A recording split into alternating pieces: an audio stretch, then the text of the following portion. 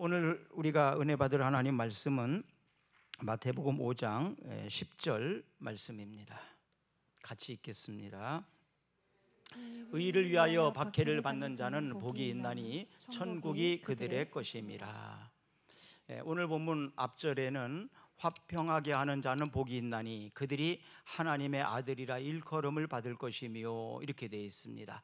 그리고 10절에는 의를 위하여 박해를 받는 자는 복이 있나니 천국이 그들의 것임이라.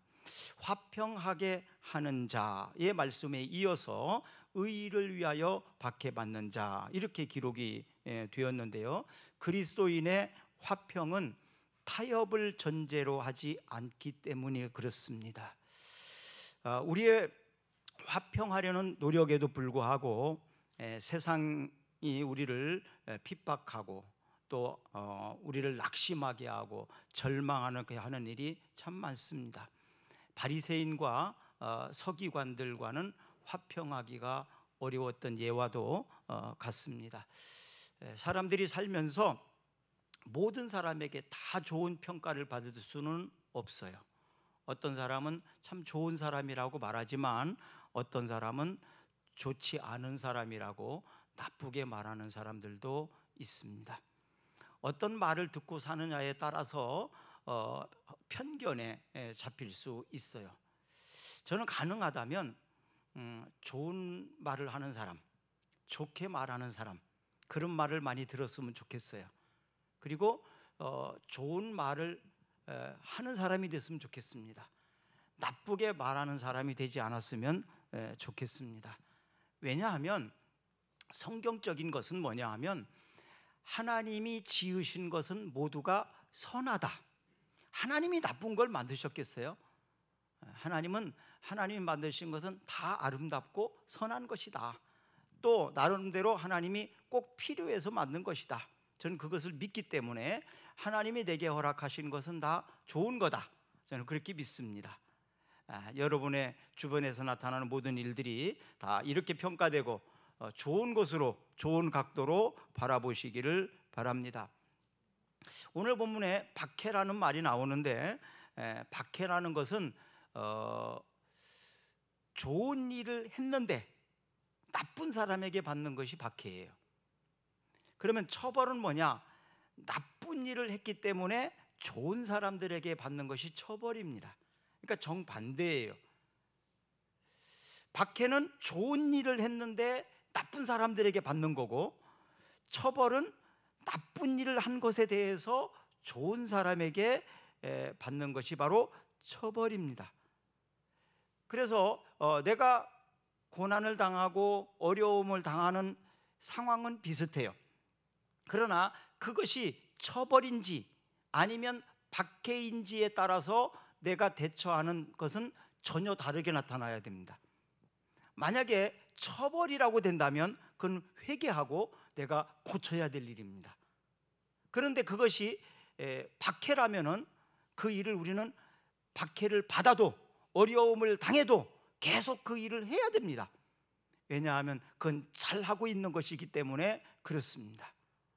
그런데 사람들은 이 박해와 처벌 사이에서 자기 중심적으로 생각하려고 하는 태도가 많이 있거든요.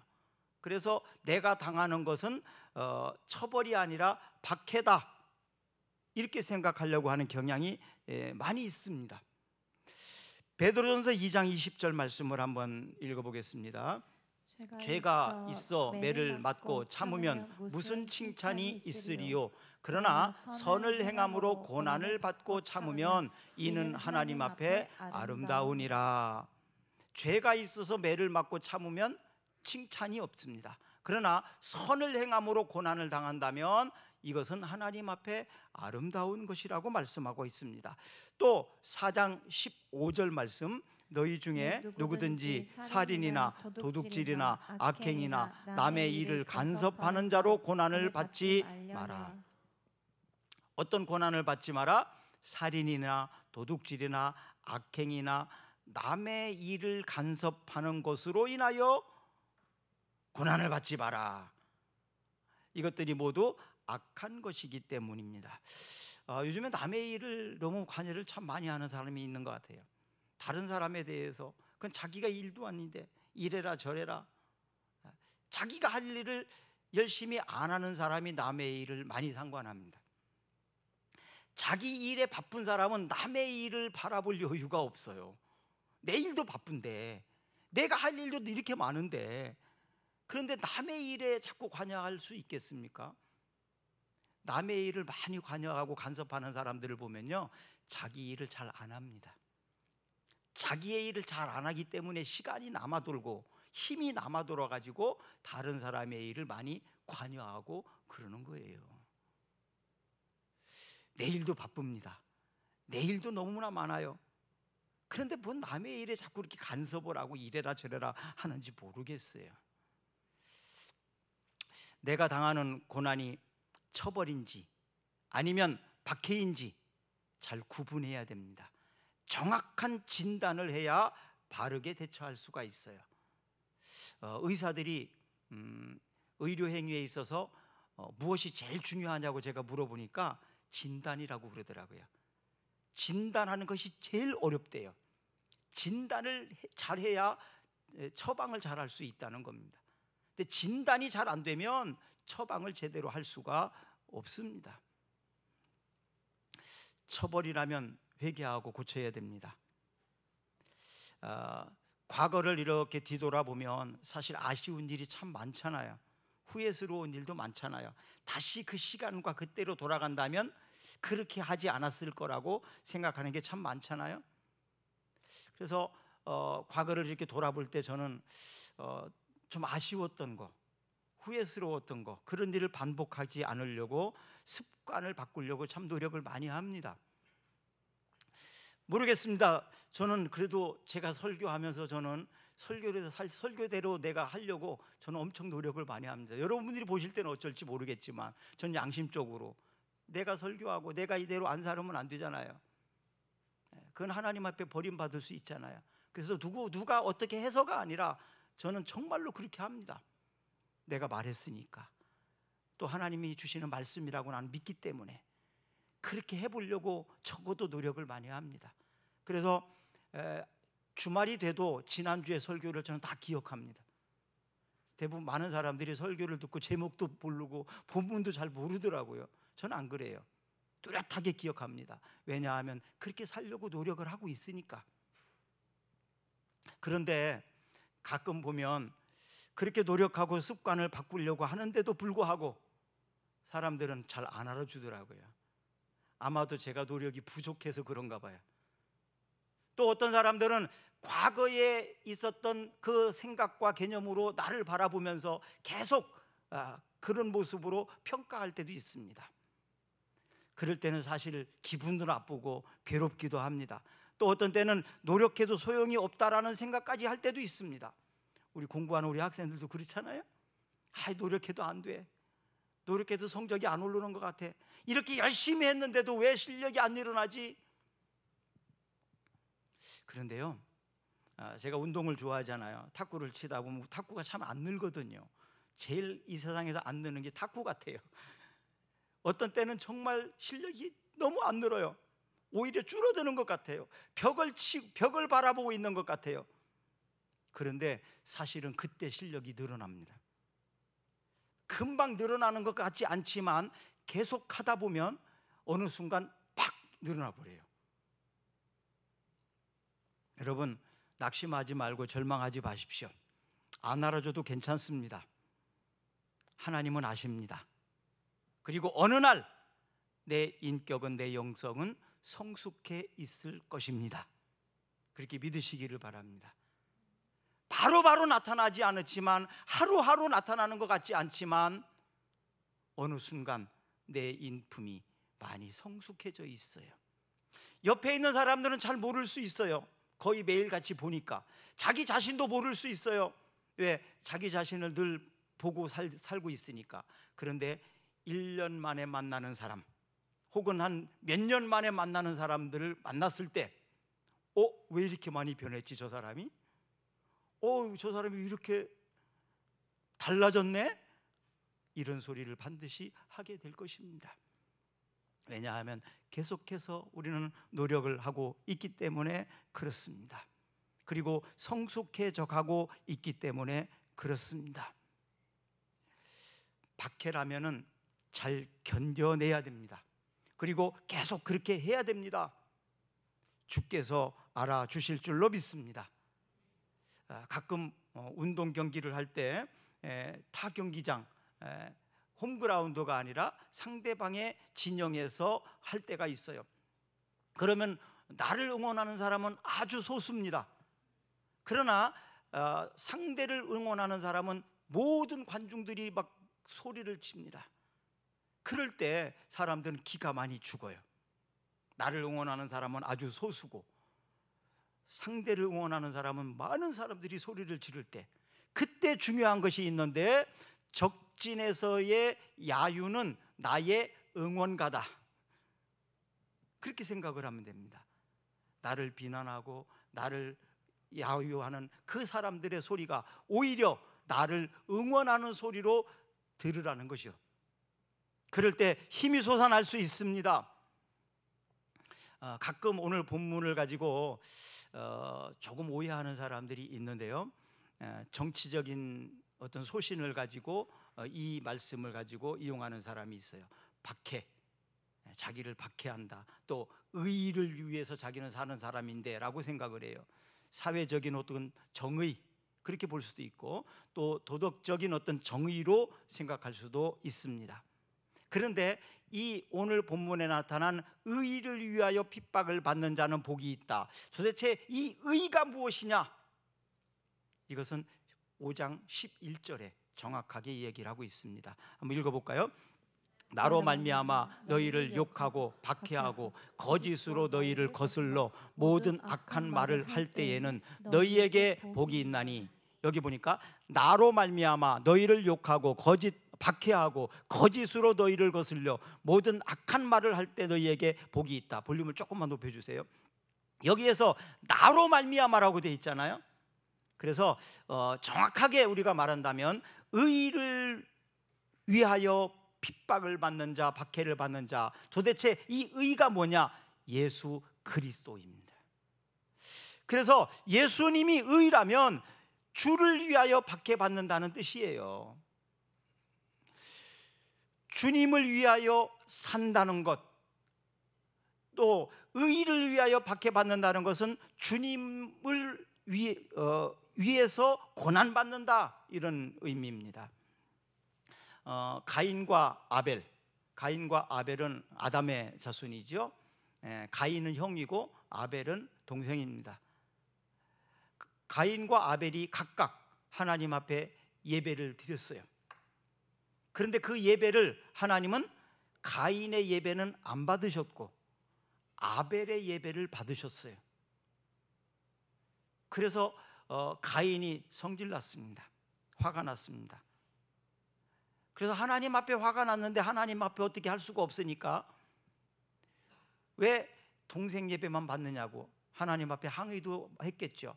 그러나 질투심이 반발해서 동생을 쳐 죽여버렸습니다. 결국 하나님 앞에 예배를 잘 드린 아벨이 억울하게 죽은 거예요. 아벨은 예배의 순교자가 된 것입니다.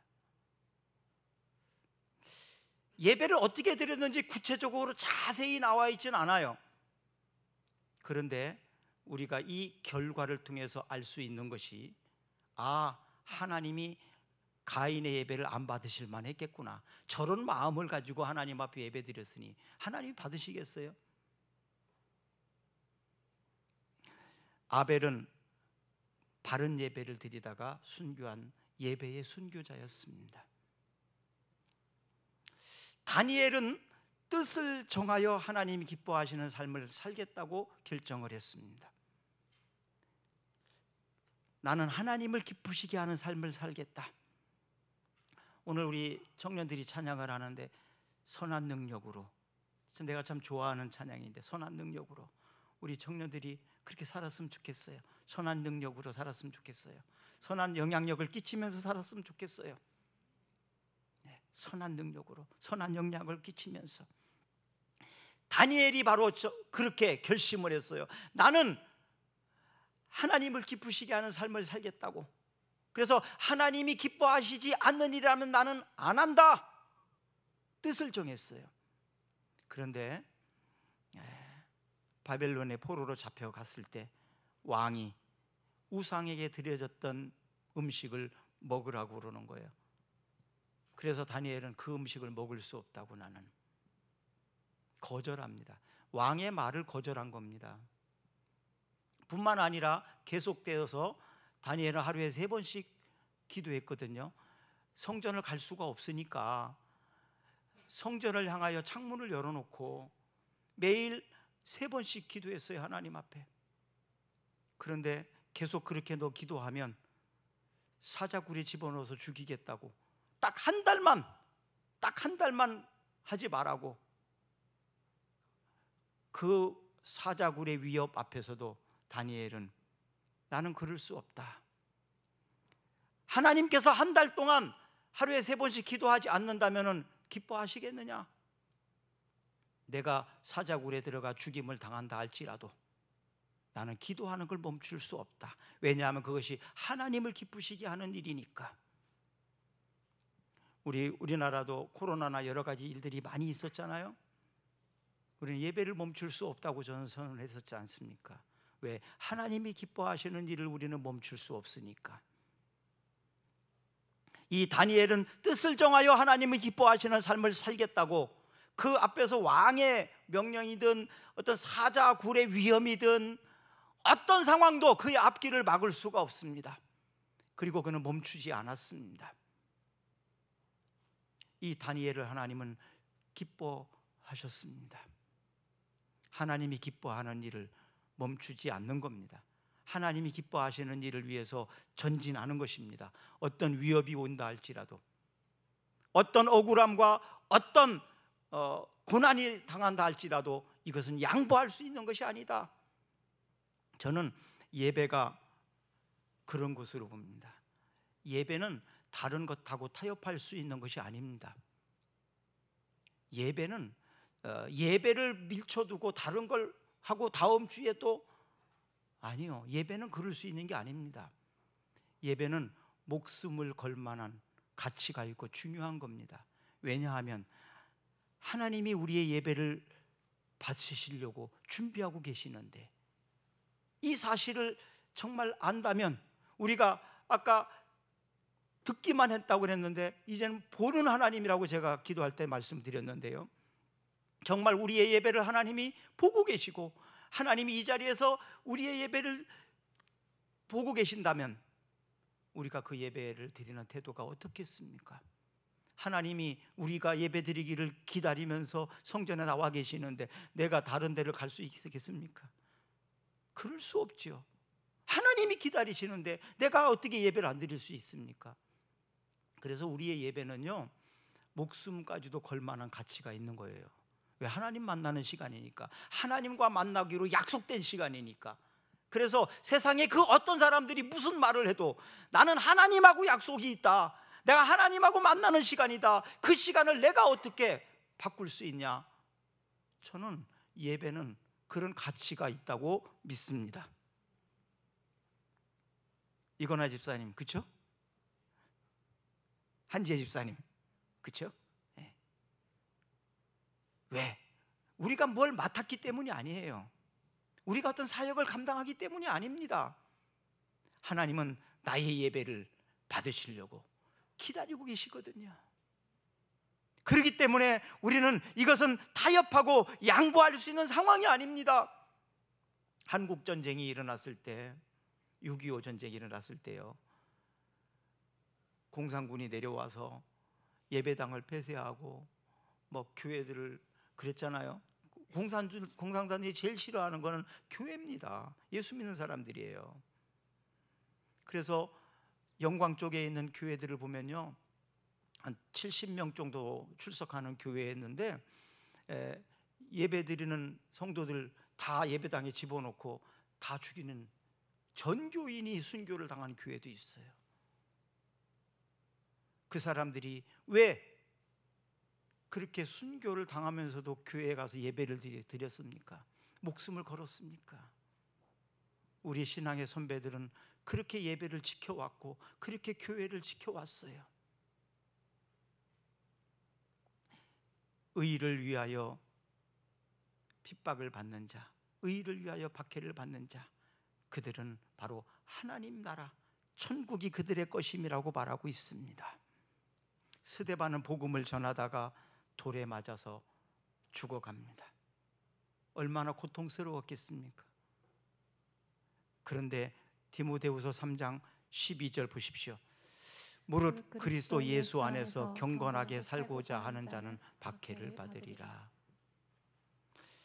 예수 안에서 경건하게 살고자 하는 자가 박해를 받는데요. 참 은혜를 받고 축복을 받고 칭찬만 받으면 너무나 좋을 텐데 박해도 받는다고 말하고 있습니다. 왜 그럴까요? 왜 이렇게 좋은 일을 하고 있는데, 바르게 가고 있는데, 잘 살려고 하고 있는데 왜 이런 일이 자꾸 생기는 겁니까? 어려운 일을 당할 때 진짜 친구인지 아닌지를 알 수 있어요. 고난을 당할 때 진짜 믿음이 있는 사람인지 아닌지를 알 수 있습니다. 마태복음 13장에 보면 씨 뿌리는 자의 비유가 나옵니다.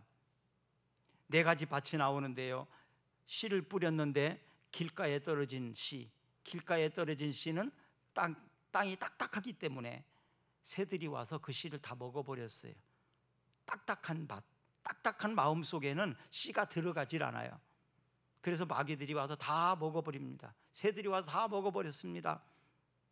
돌밭에 뿌려진 씨, 돌 사이사이로 씨가 들어가서 일부는 돌 위에 떨어졌으면 당연히 새들이 와서 먹겠죠. 싹이 안 나죠. 그러나 돌 사이로 떨어진 씨는 잠깐 싹이 날 수 있어요.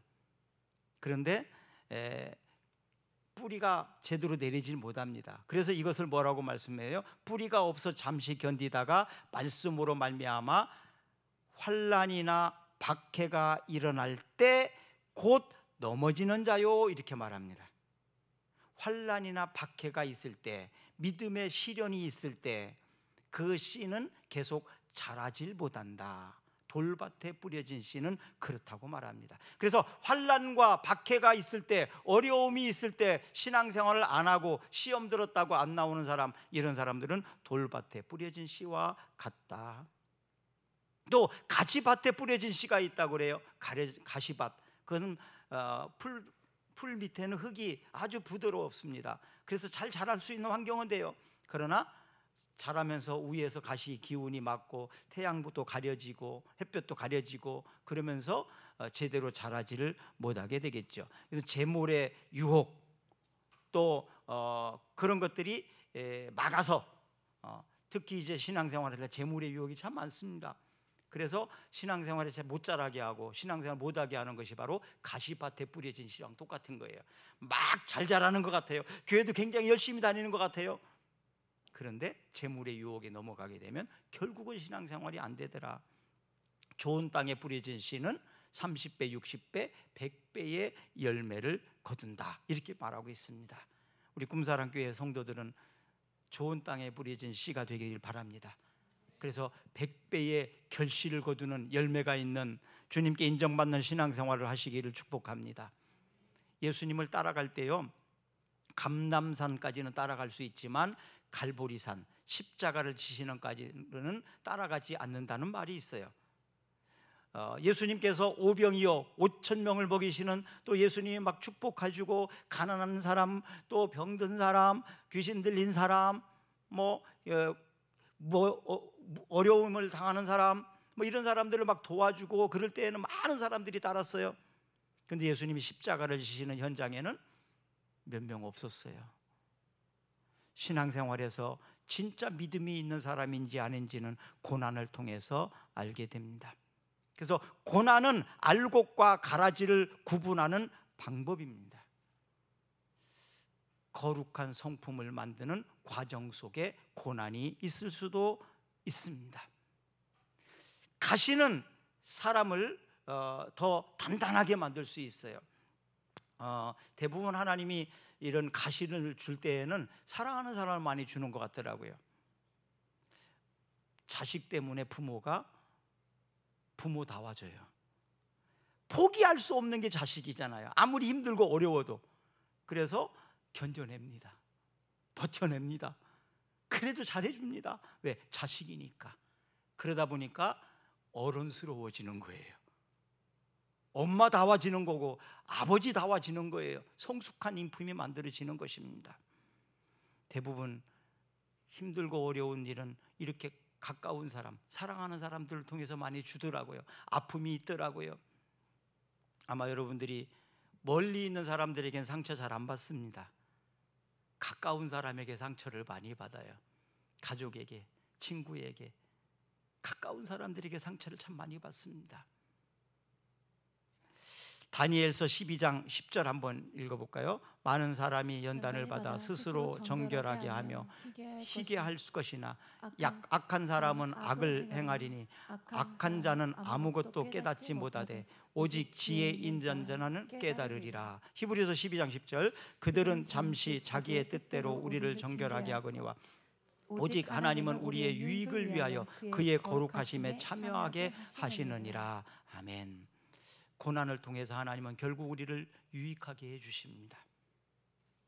내가 그 사람 때문에 오히려 성숙해질 수 있고 어른스러워질 수도 있고 성숙한 인격이 되어질 수도 있습니다. 그래서 마태복음 7장 1절에 보면 비판을 받지 아니하려거든 비판하지 마라 그랬습니다. 또 시편 119편 67절 보시면 고난 당하기 전에는 내가 그릇 행하였더니 이제는 주의 말씀을 지키니이다. 또 71절 고난 당하는 것이 내게 유익이라 이로 말미암아 내가 주의 율례를 배우게 되었나이다. 로마서 5장 3절 4절 다만 이뿐 아니라 우리가 환난 중에도 즐거워하나니 이는 환난은 인내를 인내는 연단을 연단은 소망을 이루는 줄 알미로다. 고린도전서 13장 3절 내가 내게 있는 모든 것으로 구제하고 또 내 몸을 불사르게 내어줄지라도 사랑이 없으면 내게 아무 유익이 없느니라. 고난의 가시밭길에서 우리의 인격이 단련됩니다. 누구도 비난하지 못하는 주님의 제자다웁게 만들어져 가는 것입니다. 누가복음 9장 23절 또 우리에게 이르시되 아무든지 나를 따라오거든 자기를 부인하고 날마다 제 십자가를 지고 나를 따를 것이니라. 고난을 당할 때 나를 부인하게 되죠. 내 성질도 내 고집도. 그러지 않으면 따라갈 수가 없거든요. 로마서 8장 17절 18절 자녀이면 또한 상속자 곧 하나님의 상속자요 그리스도와 함께 한 상속자니 우리가 그와 함께 영광을 받기 위하여 고난도 함께 받아야 할 것이니라. 생각하건대 현재의 고난은 장차 우리가 나타날 영광과 비교할 수 없도다. 우리가 장차 받을 그 영광과 비교할 수 없습니다. 견뎌내야 합니다. 우리 학생들이 제일 힘드는 게 공부하는 게 제일 힘들어요 사실. 근데 공부하는 게 나중에 지내놓고 보면 제일 쉽습니다. 제 말을 이해 못하겠죠? 살아보세요. 공부하는 게 제일 쉽습니다. 왜? 공부는 내가 혼자 할 수 있으니까. 사업하는 건, 돈 버는 거는 쉬운 것 같아요? 남의 지갑에서 내가 돈을 그 사람 걸 갖고 와야 돼요. 내가 그래야 돈을 버는 거거든요. 돈이 도는 거잖아요. 그 사람도 부자가 되고 나도 부자가 되면 얼마나 좋겠습니까? 그러나 그 지갑에서 내가 갖고 와야 내 것이 되는 거거든요. 이게 힘든 거예요. 공부를 가르치는 거는요, 내게 있는 지식을 다른 학생들한테 넣어줘야 되잖아요. 거절하면 효과가 안 나타나는 겁니다.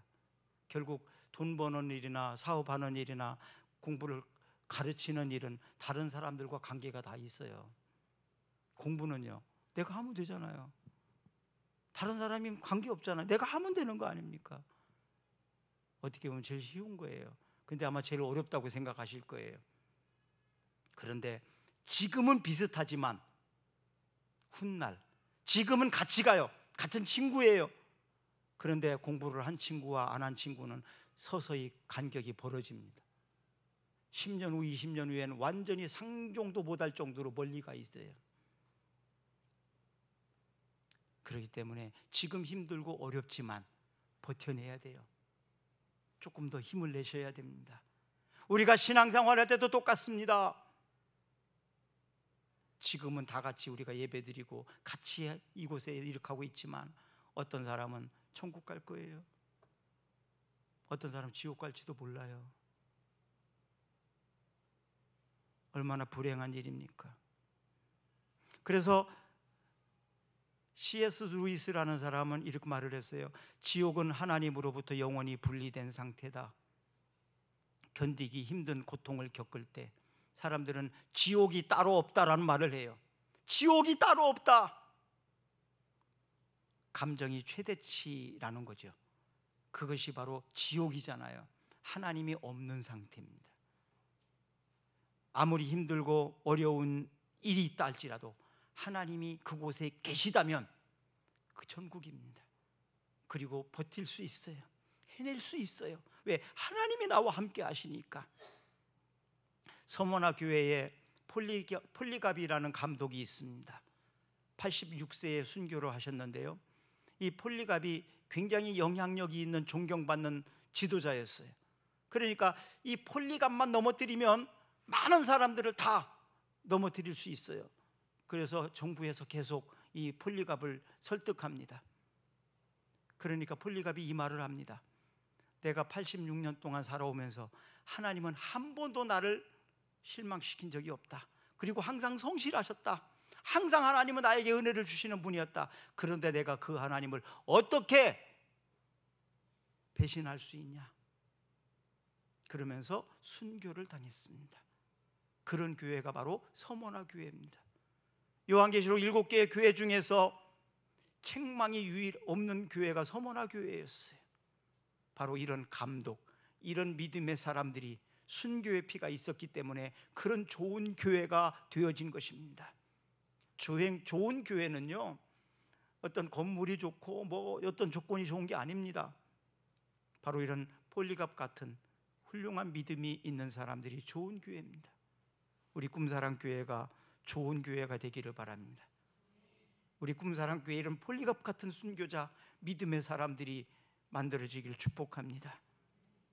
찬송가 438장을 찰스 버틀러라는 사람이 썼는데요, 이 원래 제목은 예수가 함께 계신 곳이 곧 천국, 이런 의미입니다. 우리 찬양단단 나오세요. 예수가 함께 계신 곳이 곧 천국. 하나님으로부터 분리되지 않은 상태, 하나님이 함께 하시는 곳, 이곳이 천국이에요. 바로 우리가 지금 이제 예배를 마치고 돌아가는 가정이 주님이 함께 계신다면 여러분들의 집은 천국입니다. 여러분들이 직장은, 여러분들이 사업장이 하나님이 함께 하신다면 그곳이 바로 천국입니다. 여러분들이 학교를 갔을 때 그 학교가 바로 하나님이 함께 하신다는 것을 믿으면 그곳이 바로 천국이 되는 거예요. 그래서 저는 꿈사랑교회 모든 성도들이 가는 곳, 어느 곳이나 다 천국이 되었으면 좋겠습니다. 자, 우리 다 같이 일어나서 한번 찬양합시다. 438장. 내 영혼이 은총 입어 주 예수와 동행하니 그 어디나 하늘나라.